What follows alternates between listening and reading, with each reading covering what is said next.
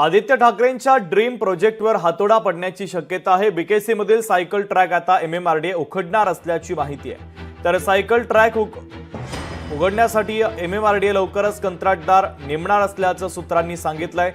बांद्रा कुर्ला संकुलातील वाढत्या वाहतुकीच्या अडचणीवर मात करण्यासाठी रस्ता रुंदीकरण करण्यात येणार आहे। बीकेसी मधील कमी प्रमाणात वापरात असलेला सायकल ट्रॅक मार्गिकेमध्ये रूपांतरित करण्यात येणार असल्याचं आता सूत्रांनी सांगितलेलं आहे।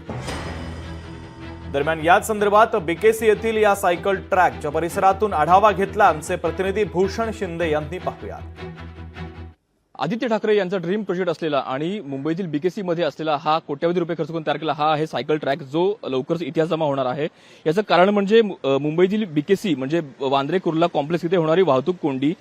सध्या आपण पाहिलं तर कुठे सायन ब्रिजचं, सायन पुलाचं सध्या दुरुस्तीच्या नावाखाली काम सुरू आहे। तो ब्रिज सध्या बंद आहे, त्यामुळे बरीच वाहतूक जी आहे ती आपल्याला बीकेसी मधून वळवण्यात आलेली पाहायला मिळते। त्यामुळे याचं कारण, याचा परिणाम म्हणजे मुंबईतील बीकेसी मध्ये मोठी वाहतूक कोंडी निर्माण होते। अगदी संध्याकाळच्या वेळेला किंवा सकाळच्या वेळेला, पीक अवरच्या वेळेला खास करून ही वाहतूक कोंडी निर्माण होते। त्यामुळे ही वाहतूक कोंडीला कुठेतरी पर्याय मिळावा यासाठी वाहतूक कोंडीच्या अनुषंगाने सध्याच्या रस्त्याच्या रुंदीकरणाचं काम करता यावं या अनुषंगाने हा जो सायकल ट्रॅक आहे तो याला अडथळा होत आहे।